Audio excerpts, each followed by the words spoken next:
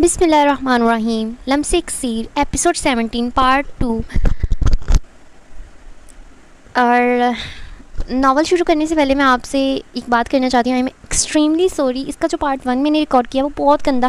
مجھے تو میں سیٹسفائی نہیں تھی پارٹ 1 سے، لیکن میں بہت تھکی ہوئی تھی، تو پھر میں نے کہا چلو ایسے ہی کر دیتی ہوں، آپ لوگ ایڈجسٹ کر لیں گے. تو لیکن پھر بھی آپ نے بہت پیار دیا، بہت بہت شکریہ. میرا دل بہت خوش ہوتا ہے جب آپ اتنے اچھے کمنٹ کرتے ہیں. سم ٹائمز میں فیل کرتی ہوں کہ شاید میں اس قابل نہیں ہوں جتنا آپ مجھے پیار دے رہے ہو. آپ کا بہت بہت شکریہ. میں چلیں تو آپ کا ٹائم ضائع کیے بغیر میں ناول شروع کرتی ہوں. اور انشاءاللہ آج جتنے ہی میرے سے ہو سکا میں اتنے ایپیسوڈس دوں گی. فل کوشش کروں گی زیادہ سے زیادہ دوں تاکہ آپ کی انٹرٹینمنٹ میں کمی نہ آئے. ٹھیک ہے؟ ہاں. وہ اپنی گاڑی سے ٹیک لگائے کھڑا تھا، سگریٹ پھونک رہا تھا جب ضیاء اس کے پاس چلا آیا. رات یا صبح کے مقابلے میں اب قدرے وہ پرسکون سا نظر آ رہا تھا. وہ فارم ہاؤس میں تھا جب گارڈ نے آ کر بتایا کہ تمام مہمان جا چکے ہیں تو وہ اس طرف چلا آیا. بات ہو گئی ہے نعمان سر سے، برہان بھائی نے شام کو کہا ہے نکاح کا. ضیاء نے اسے آ کر اطلاع دی تو وہ گاڑی کی ڈگی کی جانب گیا تھا. ضیاء بھی اس کے ساتھ تھا. ایحان نے ڈگی کھولی تو ضیاء کو حیرت ہوئی تھی کیونکہ اس میں بڑے بڑے شاپنگ بیگز میں سامان اور ایک شادی کے جوڑے کا بڑا سا باکس تھا. یہ سب کب خریدا تم نے؟ ضیاء کو تجسس ہوا تھا. پرسوں. تسلی بخش مختصر سا جواب آیا. جب سب کچھ طے کیے بیٹھے تھے، ساری تیاری کیے بیٹھے تھے، اسے اپنی دلہن یا بیوی کی صورت میں اپنی زندگی میں تسلیم کر ہی لیا تھا، تو یہ سب میس کریٹ کرنے کی کیا ضرورت تھی؟ یہ سب تو بندے کا بچہ بن کر بھی کیا جا سکتا تھا. ضیاء دانت پیس کر بولا تھا. اگر سب نارمل طریقے سے ہو جاتا تو وہ کک کیسے ملتی جو اب ملی ہے؟ مطمئن لہجے میں کہتے اس نے شاید ضیاء کو مزید چڑھایا تھا اور وہ چڑ بھی گیا تھا. سنو ضیاء، یہ سامان اٹھاؤ اور اسے اندر جا کر اسے دے آؤ اور کہنا کہ نکاح کے وقت یہ والا شادی کا جوڑا پہنے. مجھے پسند نہیں کہ وہ نکاح مجھ سے کرے، جوڑا کسی اور کے نام کا پہن کر میرے سامنے بیٹھے. ایحان نے اطمینان سے کہا. میرے منہ سے کچھ اور مت سن لینا ایحان دل شیر. نکاح تمہارا ہو رہا ہے، میرا نہیں، اور منکوحہ تمہاری ہوگی، تو جا کر خود دے آؤ سامان. یا ہمت نہیں ہو رہی اس کا سامنا کرنے کی؟ وہ بھڑک کر بولا تھا. ایحان نے اسے خونخوار نگاہوں سے گھورا اور وہ سامان اٹھا کر اندر کی جانب چل دیا. وہ اندر آیا تو سامنے ہی نعمان علی سے سامنا ہو گیا جو کہ اس وقت لاؤنج میں اکیلا تھا. زاویار اور برہان شاید اسٹڈی روم میں تھے اور زین اور ملحق شہر سے مولوی صاحب کو لینے گئے تھے. السلام علیکم. ایحان نے نعمان علی کو سلام کیا جس کا منہ میں ہی نعمان نے جواب دیا تھا. اس کی آنکھوں میں ایحان دل شیر کو واضح طور پر غصہ اور شدید ناراضگی دکھائی دی تھی. وہ یہ سامان مجاہدین کو دینا ہے. ایحان کے لہجے میں پہلی مرتبہ نعمان علی کو واضح جھجک سی محسوس ہوئی تھی. آپ یہ یہاں رکھ دیں، میں پہنچا دوں گا اندر، نعمان علی نے سرد مہری سے کہا تھا. تب ایحان نے اپنے لب بھینچے تھے. مجھے اس سے بات کرنی تھی، کچھ باتوں کی وضاحت دینا تھی اور معافی بھی مانگنا چاہتا ہوں، اسی لیے کیا میں تھوڑی دیر کے لیے اس سے مل سکتا ہوں؟ ایحان دل شیر نے پہلی مرتبہ نعمان علی سے ملتجی لہجے میں بات کی تو نعمان علی نے ناچار آہستگی سے سر ہلایا. ایحان نے گہرا ترین سانس بھرا. وہ دھڑکتے دل اور سن ہوتے دماغ کے ساتھ اس کمرے میں داخل ہوا تھا، مگر اگلا منظر دیکھ ایحان دل شیر کے دماغ میں چھوٹے چھوٹے دھماکے سے ہونے لگے تھے. وہ شاپنگ بیگ زمین پر پھینکتا اس کی جانب لپکا تھا. ریم اپنی کلائی پر وہ چاقو پھیر لیتی جب ایحان نے بجلی کی سی تیزی سے اس کا دایاں ہاتھ جس میں چاقو تھا وہ اپنے ہاتھ میں جکڑ کر اس کی پشت سے لگایا. ریم کے منہ سے ہلکی سی چیخ برآمد ہوئی تھی، مگر اس نے دوسرا ہاتھ اس کی بائیں کندھے پر جما کر اس کی پشت اپنے سینے سے لگائی تھی. ایحان دل شیر کے سینے میں جو بھڑکتا الاؤ تھا جیسے اس میں ٹھنڈے پانی کے چھینٹے پڑے تھے. وقت جیسے تھم سا گیا تھا. اس نازک وجود کے لمس کا احساس رگوں میں میرے ہاتھوں سے ایک قتل ضرور ہونا ہے اور وہ ہمارے گھر کی مکھیوں کا ہی ہونا ہے. اس نازک وجود کے لمس کا احساس رگوں میں سرور بھرنے والا تھا. اتنے دنوں کے بعد بے قرار دل کو قرار آیا تھا، مگر اس نے نوٹ کیا تھا مقابل سزا سمرا نازک سا وجود جو اس وقت مکمل اس کے بس میں اس کے حصار میں تھا وہ ایک دم ساکت ہو گیا تھا. وہ خوف و وحشت سے اپنا سانس تک روک گئی تھی. میں نکاح سے پہلے تمہیں چھونا نہیں چاہتا تھا مگر تم نے مجھے مجبور کیا. وہ اس کے کانوں کے قریب پھنکارا تھا. ریم نے بھی آواز بری طرح ایک سیکنڈ کدھر تھی میں؟ مجھے گم ہو گیا. ریم بے آواز بری طرح رو رہی تھی لیکن اپنی پوری طاقت لگا کر بھی جھٹپٹائی. تب بھی اس چٹان سے شخص سے اپنا آپ نہیں چھڑوا پائی. ایحان نے دوبارہ ایک بھی لفظ اپنے منہ سے نہ نکالا تھا بلکہ آنکھیں موند کر ایک گہرا سانس اپنے اندر کھینچا تھا کہ اس وجود کے ہجر میں تڑپ تڑپ کر اب اس کی خوشبو اپنی سانسوں میں اتار کر ہی دل میں سکون اترا تھا. وہ اس سے ہم کلام نہیں ہو رہی تھی مگر اب بھی بری طرح جھٹپٹا رہی تھی. تمہاری یہ خوش تمہاری یہ خاموشی صرف وصل کے لمحات میں مجھے سکون دے سکتی ہے ریم نعمان علی، لیکن ابھی میں تمہاری آواز سننا چاہتا ہوں۔ بھاری گمبھیر لہجے میں کی گئی بے باک اور گستاخ سی سرگوشی نے ریم کے تن بدن میں ایک اندیکھی آگ سے بھڑکا دی تھی۔ تبھی وہ حلق کے بل چلائی تھی، بابا بچائیں مجھے۔ نعمان علی کو کمرے کے باہر محسوس کر کے ریم نے چلا کر کہا تو ایحان نے بھی بوکھلا کر اسے اپنی گرفت سے آزاد کیا تھا۔ جبکہ ریم کی چیز سن کر باہر کھڑے نعمان علی اور برہان دلشیر فوراً سے پہلے کمرے میں آئے تھے۔ اگلا منظر انتہائی غیر متوقع تھا۔ وہ پھوٹ پھوٹ کر روتی نعمان علی کے سینے میں چھپی تھی۔ ایحان دلشیر خواہ مخواہ خفت و سبکی کا شکار ہوا کہ سچویشن کے مطابق جیسے اس نے کچھ کیا تھا، کیونکہ برہان دلشیر اب غصے و ملامت سے اسے گھور رہا تھا۔ تم ایحان، تم ابھی یہاں اس کمرے میں کیا کر رہے ہو؟ برہان دلشیر کی غصیلی غراہٹ پر ایحان جذبس ہوا۔ وہ ایحان دلشیر تھا جو کسی کی وضاحت نہیں دیا کرتا تھا، لیکن اس آکورڈ سی صورتحال میں اس نے جلدی سے اپنا منہ کھولا۔ نعمان علی کی پرمیشن سے یہ سامان دینے آیا تھا اس سے بات کرنے، مگر محترمہ یہاں سوسائڈ کرنے کی کوشش کر رہی تھیں۔ وہ اب چہرے پر سنجیدگی طاری کیے ان کے سامنے اپنا ہاتھ کر گیا جس میں اس نے ریم سے چاقو چھین کر پکڑا ہوا تھا۔ اس کی بات پر نعمان علی نے بے یقینی سے اس کا چہرہ اپنے سینے سے نکالا تھا۔ ریم، کیا یہ سچ ہے؟ نعمان علی نے صدمے کی حالت میں اسے دریافت کیا۔ تب وہ مجرم سی بنی پھر سے شدت سے روتی اس کے سینے میں اپنا چہرہ چھپا گئی۔ وہ کیا کر رہی تھی کم از کم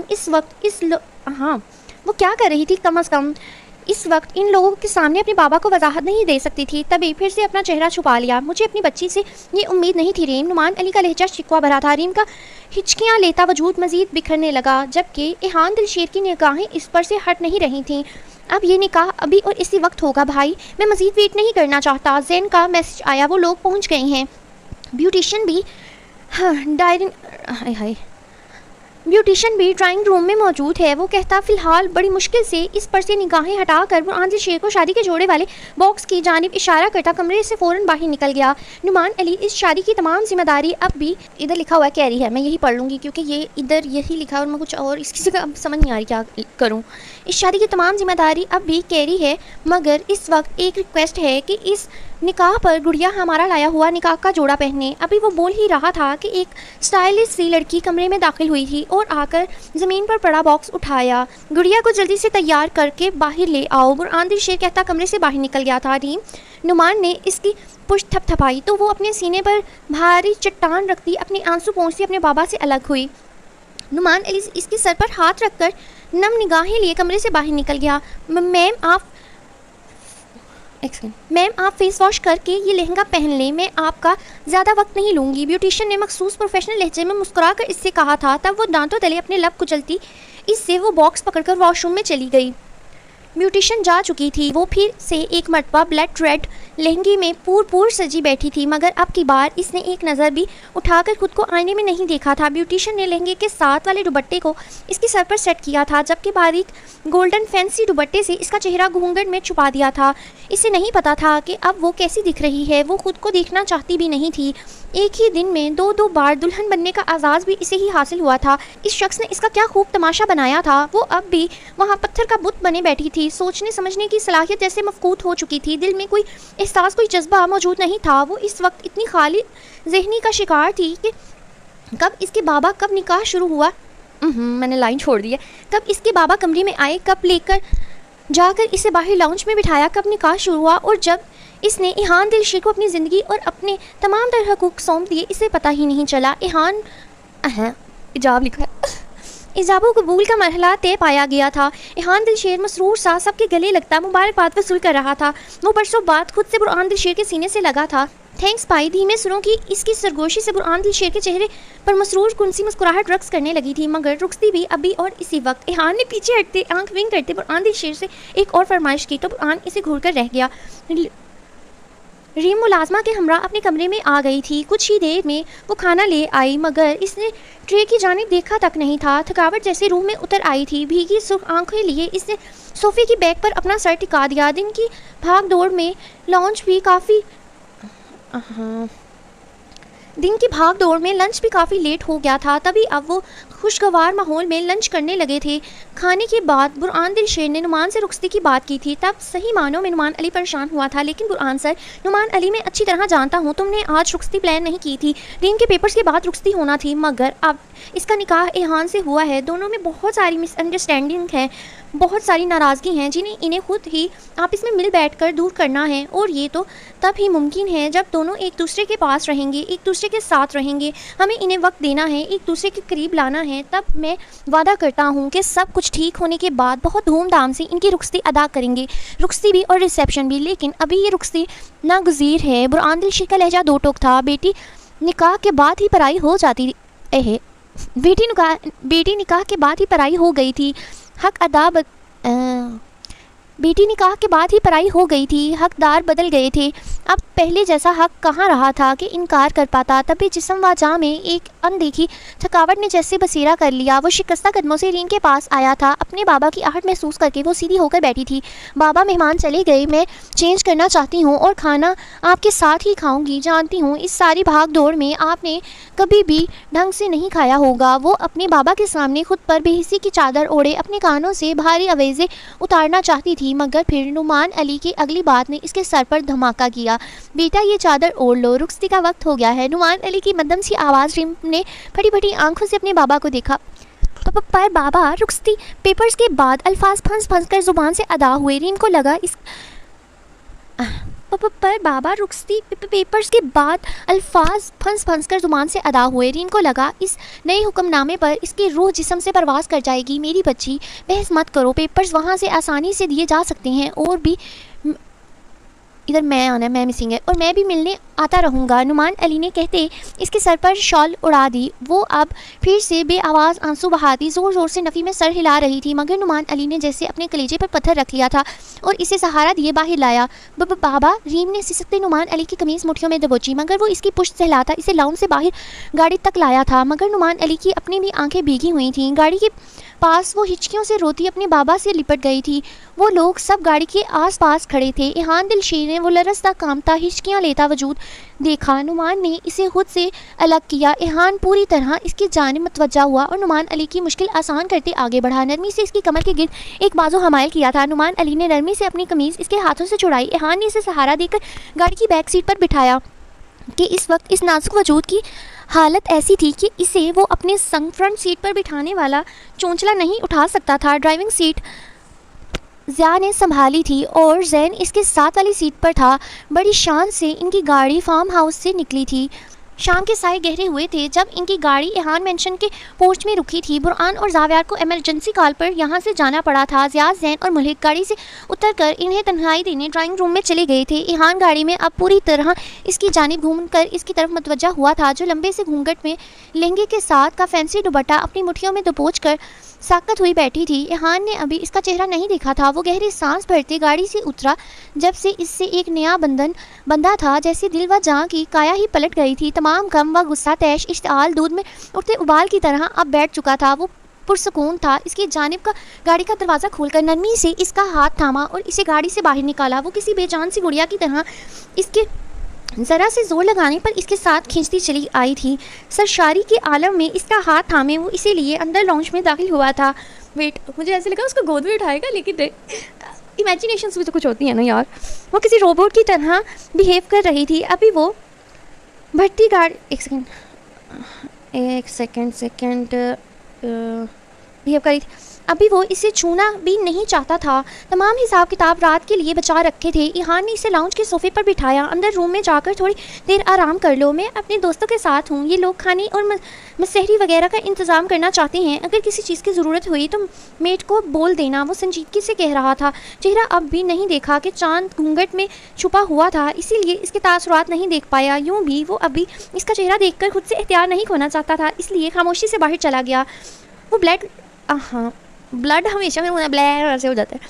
وہ بلڈ ریڈ لہنگے میں پور سجی لاؤنج کے صوفے پر جیسے پتھر بنی بیٹھی تھی۔ آنکھوں کی پتلیاں بھی سخت ہو چکی تھیں۔ جب سے نکاح کی صورت اس ظالم جابر شخص کو اپنے جسم و جان کے تمام حقوق سونپے تھے، تب سے اس نے اپنے منہ سے ایک لفظ نہ آنکھ سے ایک آنسو نکالا تھا۔ ایہان ضیاء، زین اور ملحق کو رخصت کر کے کسی فاتحہ کی طرح اپنی بلیک شیروانی کی بٹن کھولتا اندر داخل ہوا تھا۔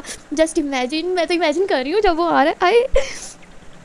اچھا، بٹن کھولتا اندر داخل हुआ तो इसे इसी पोजीशन में लाउंज में बैठे देख ठिठक कर अपनी जगह कदम रोके थे। हालांकि वो इसे बोलकर गया था कि वो रूम में जाकर आराम करे। एहान ने एक गहरी सांस खींची और कदम कदम चलता इसके करीब आया था। वो सारी दुनिया का होश भुलाए इस सुनहरी कातिल हसीना को मबहूत सा देखी गया, जो आज इसे अपने अनोखे और अछूते रूप व रंग से चारों शाने चित कर चुकी थी। वो हसीन थी, ये बात एहान दिल से जानता था, मगर इसका नौहेज हुस्न इस कदर दो आतिशा और होशरुबा था, ये इसे आज दुल्हन के रूप में पूर सजे देख समझ में आया था। वो इसके करीब आया था। रीम रूम में चलो, एहान ने धीमे लहजे में इसे मुखातिब करते अपना हाथ इसके आगे बढ़ाया था, मगर वो हनूस पत्थर की बुत बने एक ही पोजीशन में बैठी अपनी बड़ी बड़ी स्याह मेकअप से सजी हसीन आंखों से मुसलसल किसी गैर मुरीद नुक्ते को घूरे गई। तो अब की बार एहान के माथे पर एक नन्हा सा बल आया था।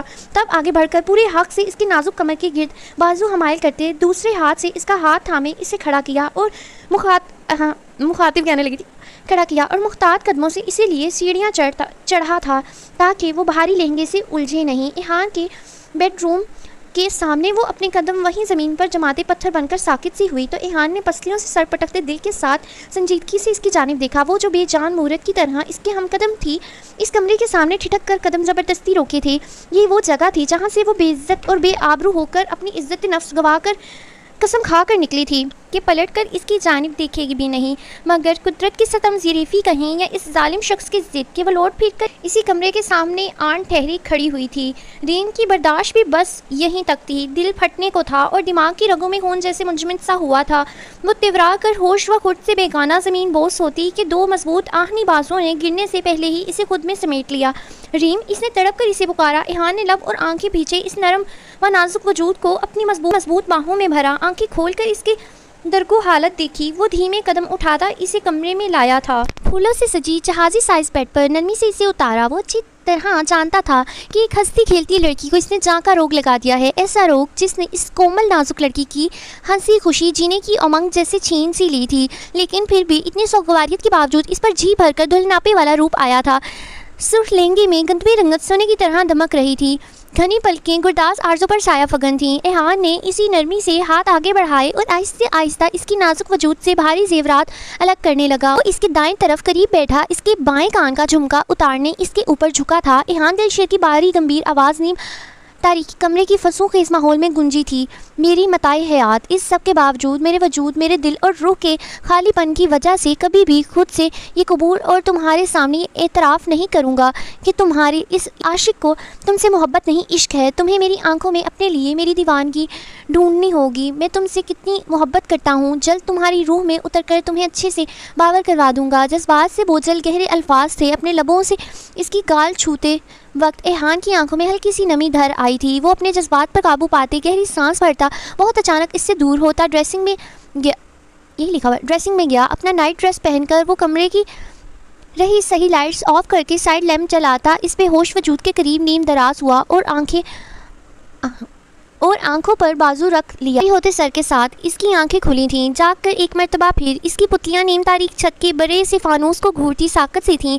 वो काफ़ी देर यूं ही लेटी रही। गायब दिमागी से शऊर की दुनिया में कदम रखा तो खुद को जिस जगह जिस मुकाम पर पाया इसकी रूह तक तड़प उठी थी कि अंधेरे में देखने के काबिल हुई तो पता चला कि इसका वजूद दुपट्टे से बेनियाज है। सारी ज्वेलरी उतार दी गई है। सिर्फ इसकी कलाई में सुर्ख कांच की चूड़ियाँ मौजूद थीं। बाल जो जूड़े में बंधे थे अब स्याह आबशार की तरह बेड पर बिखरे हुए थे। खुद को एक अनचाहे शख्स के पहलू में पाया था। एहान जो जाग कर इसके उठने का इंतज़ार कर रहा था जान चुका था कि वो जाग गई है और अब जाने कैसा रिएक्ट करेगी।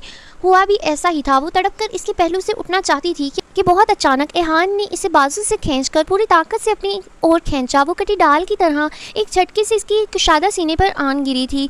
एहान ने इसे कुछ भी समझने का मौका दिए बगैर इसके घने बालों में हाथ फेरा और इसे अपने ऊपर झुकाया। एहान ने इसकी सांसों को अपने महकते लम्स से महकाया था। रीम माही बेआब की तरह तड़पी। खामोश कमरे की फिजा में इसकी कांच की चूड़ियों की छनकार गूंजी थी। वो जो इतने दिनों से बेहिस व हरकत पत्थर की मूरत से बनी हुई थी अब रगो जां और रूह में अजियत से दौड़ने लगी। तो तमाम हसियात अंगड़ाई लेकर बेदार हुई। तभी वो फूट फूट कर रोई थी। अपनी पूरी ताकत लगाकर इस जालिम बेमहर शख्स की जानलेवा गिरफ्त से आज़ादी हासिल करने की कोशिश की, मगर बेसुध वो जैसे एक ताकतवर आहिनी शिकंजे में जकड़ी गई थी। मीन्स वो बॉडी बिल्डर चूहे की شکنجے میں۔ وہ جو اس کی خمار آلود قربت، اس کے دل فریب لمس سے سرور امیز سکون اور نشہ سا اپنی رگوں میں اترتا محسوس کر رہا تھا۔ اپنے چہرے پر نمی محسوس کر کے ایحان نے اس کی سانسوں کو آزادی بخشی، مگر اس کے وجود سے اپنی آہنی گرفت اب بھی نہیں ہٹائی تھی۔ وہ اس کے سینے پر خود کو آزاد کروانے کی تگ و دو میں جی جان لگاتی تڑپ تڑپ کر رو رہی تھی۔ تمہاری اس آدھے فٹ کی کمر نے بارہا راتوں کو میری نیندوں میں خلل ڈالا ہے جانم، تو کیا کہتی ہو آج کی رات کے تقاضے پورے کرتی اسے سزا نہ دی جائے؟ اسے ایحان کا ہاتھ بچھو کی طرح اپنی کمر پر رینگتا محسوس ہوا تو اس کے رونے میں شدت آئی۔ گلاب سارے مدھم دکھائی دیتے ہیں، نظر جب تیری کمر کا طواف کرتی ہے۔ اس نے پھر سے اس کے کان میں مدھم سروں میں گمبھیر سی سرگوشی کی۔ وہ چاہتا تھا وہ روئے، اپنے اندر کا سارا غبار نکال باہر کرے جو اندر ہی اندر اس کے وجود، اس کی شخصیت کو دھمک کی طرح چاٹ رہا تھا۔ جس دن سے وہ اس سے ناراض ہو کر یہاں سے نکلی تھی، اس نے ایحان سے کلام نہیں کیا تھا۔ وہ چاہتا تھا وہ اس سے بات کرے، تبھی اب اسے یوں اذیت دے رہا تھا۔ یو نو واٹ ریم، ایحان دل شیر، آج اس پورے مینشن میں ہم دونوں کے علاوہ کوئی زیرو موجود نہیں ہے۔ تمہارے بابا بھی اپنے گھر ہیں، یہ کمرہ بھی ساؤنڈ پروف ہے، کوئی تمہاری چیخیں اور سسکیاں سننے والا نہیں ہے۔ اسی لیے اب اگر نہیں چاہتی کہ میں وہ سب کر گزروں جس کے تصور سے اور میرے ذرا سے چھونے سے ہی تم مری جا رہی ہو، تو مجھ سے بات کرو۔ مجھ سے بولتی کیوں نہیں؟ جان بوجھ کر وہ غصے کی شدت سے اس کے کان میں پھنکارا تھا۔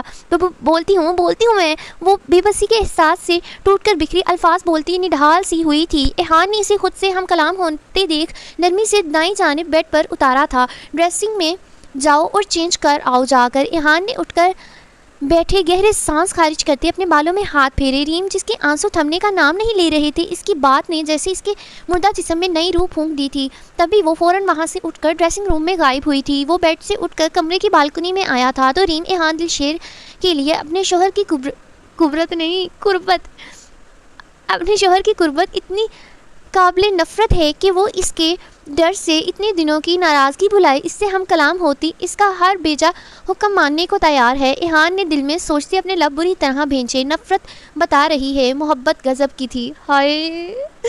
جب وہ 20 سے 25 منٹ تک باہر نہیں آئی تو ایحان کے دل نے پسلیوں سے سر ٹکرایا تھا، یہ سوچ کر کے وہ پہلے کی طرح کوئی بے وقوفی نہ کر گزرے۔ اسی لیے فوراً ڈریسنگ روم کے دروازے پر آ کر اسے پکارا تھا۔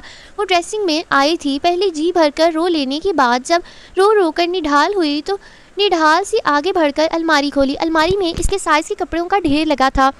اسے بالکل بھی حیرت نہیں ہوئی تھی۔ ایک طرف فینسی اور دوسری طرف سادہ کپڑوں کا ڈھیر تھا۔ یہ ویسے ہی کپڑے تھے جیسے وہ گھر میں پہنتی تھی۔ اس نے آگے بڑھ کر ایک پنک کلر کی فراک ٹراؤزر نکالی اور ڈریس چینج کر لیا۔ پنک دوپٹے سے اچھے سے خود کو ڈھانپا، چھپانے کی کوشش، وہ بھی اپنے شوہر سے، چلو اچھی ٹرکس ہیں، اور ڈریس چینج کر لیا۔ پنک دوپٹے سے اچھے سے خود کو ڈھانپا۔ اسے ایک مرتبہ پھر اپنے بابا بہت بری طرح یاد آئے تھے۔ وہ کافی دیر سے ڈریسنگ میں ہی تھی، دل کیا باقی کی ساری زندگی یہاں اسی قیدی تنہائی میں گزار دے، مگر اس شخص کی شکل تک نہ دیکھے جس نے اس کے نازک وجود پر ہر ستم ڈھانے کی ہر حد پار کر دی تھی۔ مگر باقی تمام خواہشات کی طرح اس کی یہ خواہش بھی حسرت ہی رہنی تھی کہ بھاری آواز میں اسے اپنے نام کی پکار سنائی دی تھی، ریم کم آؤٹ۔ ایحان نے اسے پکارا۔ وہ اپنا چہرہ صاف کرتی آہستہ سے دروازہ کھول کر باہر آئی تھی۔ ایحان کی نگاہیں اس کی جو کی پلکوں میں الجھی تھیں۔ پنک سادہ سی شفون کی فراک میں وہ سوگوار سی پہلے سے بھی زیادہ دلکش اور پرکشش لگ رہی تھی۔ ایحان کے دل نے ایک بیٹ مس کی، تم میسر ہو تو دیکھنے کی حد کر دیں گے، پھر اس کے بعد یہ قیامت تک رد کر دیں گے۔ سارا میک اپ پھیل گیا تھا، فیس، یہ جو پہلے میں نے پڑھا نا وہ شعر، اور بہت مزے کا یار، لٹرلی مزہ آیا۔ سارا میک اپ پھیل گیا ہے، فیس واش کر لو، میں تب تک کھانا لگواتا ہوں، کیا کھاؤ گی؟ ایحان نے ایک مرتبہ پھر سے اسے بہت سنجیدگی سے نارملی مخاطب کیا تھا کہ وہ اپنے طوفان سی سورش مچاتے شور۔ ایحان نے ایک مرتبہ پھر اسے بہت سنجیدگی سے نارمل مخاطب کیا تھا کہ وہ اپنے طوفان سی شور مچاتے جذبات پر قابو پا کر خود کو کمپوز کر چکا تھا۔ وہ اتنا ڈر گئی تھی کہ جانتی تھی اب چپ نہیں رہ سکتی، اس سے بات نہ کر کے اسے پہلے کی طرح دھتکار نہیں سکتی کہ اب جانے وہ بے مہر شخص اس کے ساتھ کیا کر گزرے۔ مجھے بھوک نہیں ہے، آرام کرنا چاہتی ہوں، اپنی انگلیاں مروڑتے بمشکل کہا تھا۔ حالت دیکھی ہے اپنی، ابھی کچھ دیر پہلے بھی ہوش ہو گئی تھی۔ میں کھانا روم میں منگوا لیتا ہوں، بس تھوڑا سا کھا کر آرام کر لینا۔ اب اسی بے تاثر سنجیدہ لہجے میں کہتا وہ اپنا فون کان سے لگائے پھر سے بالکنی میں چلا گیا۔ ریم बाअमल मजबूरी वॉशरूम गई और कुछ ही देर में मुंह धोकर अपने दुपट्टे से चेहरा थपथपाती बाहर आई। रीम के कदम अपनी जगह पर जम गए थे कि अब वो सामने सोफे पर बैठा जो फ़ोन स्क्रॉल में मसरूफ़ था। वेट, मेरी ना आंखों में दर्द होने लगी, ज़रा ब्राइटनेस लो कर लूँ। में मसरूफ़ था। इसके बाहर आते ही पूरी तरह इसकी जानिब मतवज्जा हुआ था। रीम को समझ ना आया वो क्या करे, कहाँ जाए, आंखों में काजल लगाओ। इसके मुतमईन मकाना लहजे पर रीम ने आंखें भेजते अपने लब पूरी तरह दांतों तले कुचले। रीम, इहान दिलशेर, मेरी चीज़ पर जुल्म ढाना बंद करो कि इसके लिए सिर्फ मैं ही काफ़ी हूँ। फुनकारता सा लहजा था। इहान की इशारे और बेहुदा बेबाक बात ने रीम के चेहरे से लहू छलकाया था। वो, मैं इधर टपकाया कहने लगी थी, वो मुठियाँ भेजती ड्रेसिंग टेबल की जानिब मुड़ गई थी।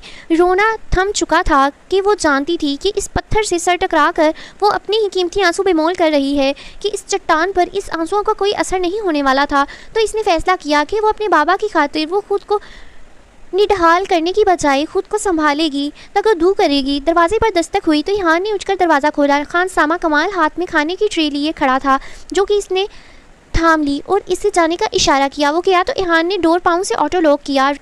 रीम ड्रेसिंग टेबल पर मौजूद महंगे तरीन ब्रांड्स की मेकअप और दीगर चीज़ों का ढेर देखकर एक पल को तो हैरान हुई थी। महंगे तरीन ब्रांड्स के 8 से 10 काजल रखे हुए थे। इसने जल्दी से इनमें से एक काजल उठाया और आंखों पर लगा लिया।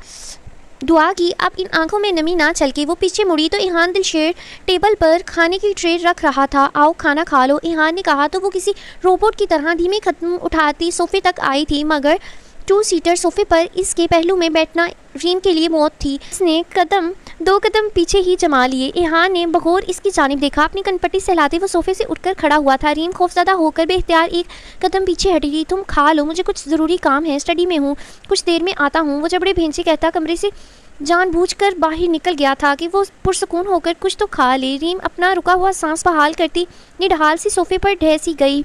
इसने उकता कर ट्रे से रुमाल हटाया तो एक मर्तबा फिर हैरत हुई। ट्रे में burger, shawarma, chicken wings, sandwich और पिज़्ज़ा, गर्ल्स फास्ट फूड का हर आइटम मौजूद था। इसने काफ़ी दिनों से ढंग से कुछ नहीं खाया था, मगर अब अपनी पसंदीदा चीज़ें देखकर पेट में दर्द और भूख के उबाल से उठने लगे थे। अना ने कहा कुछ नहीं खाना, मगर पेट ने रूह तक दुहाई दी। भला आज तक किसी इंसान की रिज़्क़ से भी नाराज़गी ज़्यादा देर तक रह पाई थी वो जो इसकी रहती। इसने कुन अखियों से दरवाजे की जानिब देखा और फिर हर चीज़ पर लानत भेजती आखिर पिज़्ज़े का एक स्लाइस उठाकर खाने लगी। एक स्लाइस पिज़्ज़े और आधे शवारमे से ही पेट पूरी तरह भर गया था। वो अब रिलैक्स होकर कदरे इत्मीनान से चिकन विंग्स खा रही थी।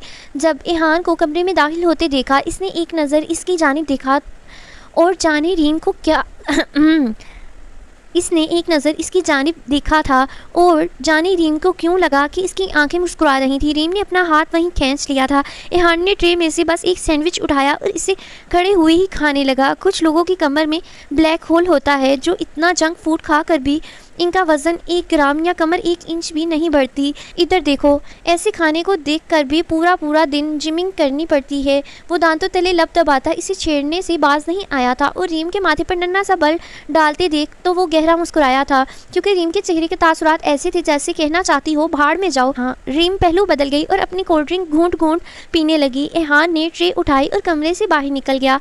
वो कमरे में आया तो वह हनूज सोफे पर टिकी बैठी थी। इहान ने लाइट्स ऑफ की और फिर से बेड पर नीम दराज होकर साइड लैंप जलाया।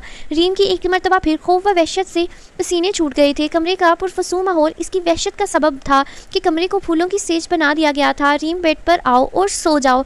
कमरे की पुरस्रार सी फिजा में इसकी भारी आवाज़ गूंजी थी। डर की शिद्दत से रीम का चेहरा सफ़ेद पड़ गया था। वो अपनी जगह पर लरज़ती उठ नहीं पाई थी। तब इसे बुन्ना कर अपनी जानिब आते देख रीम की रूह जैसे फना हुई थी। इहान ने मलकजे अंधेरे में इसे बाजू से दबोच कर अपनी जानिब खींचा। इसे अपने रूबरू खड़ा किया था कि वो एक मरतबा फिर इसके कुशादा सीने से बुरी तरह टकराई थी। रीम की सांस इसके सीने में अटक गई थी जब इहान की कलोन की खुशबू और इसकी रूह मुअत्तर करती खुशबू ने कमरे की पुरफसू माहौल में मज़ीद रोमानियत पैदा की थी। छोड़े मुझे, तो दूर रहें। वो इसकी गिरफ्त में कांटे में फंसी मछली की तरह फड़फड़ाई थी। यू नो व्हाट रीम ने, इहान दिलशेर, आज मैंने अपनी शादी की रात पर कंप्रोमाइज़ किया है। इससे ज़्यादा की मुझसे तवक्का मत रखना।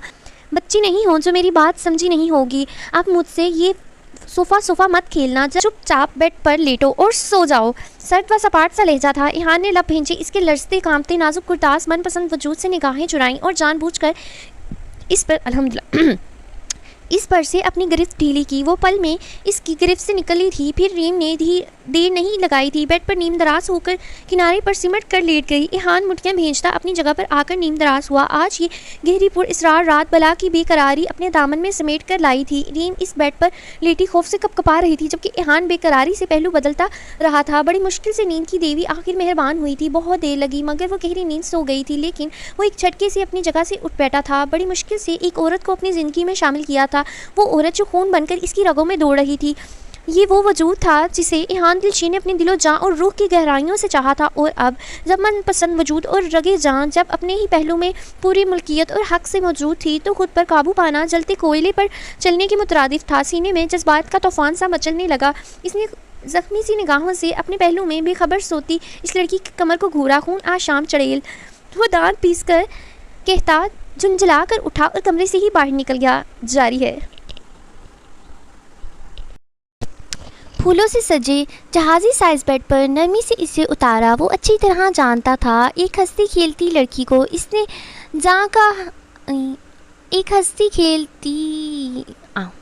پھولوں سے سجے جہازی سائز بیڈ پر نرمی سے اسے اتارا۔ وہ اچھی طرح جانتا تھا ایک ہنستی کھیلتی لڑکی کو اس نے جاں کا روگ لگا دیا ہے، ایسا روگ جس نے اس کومل نازک لڑکی کی ہنسی خوشی چین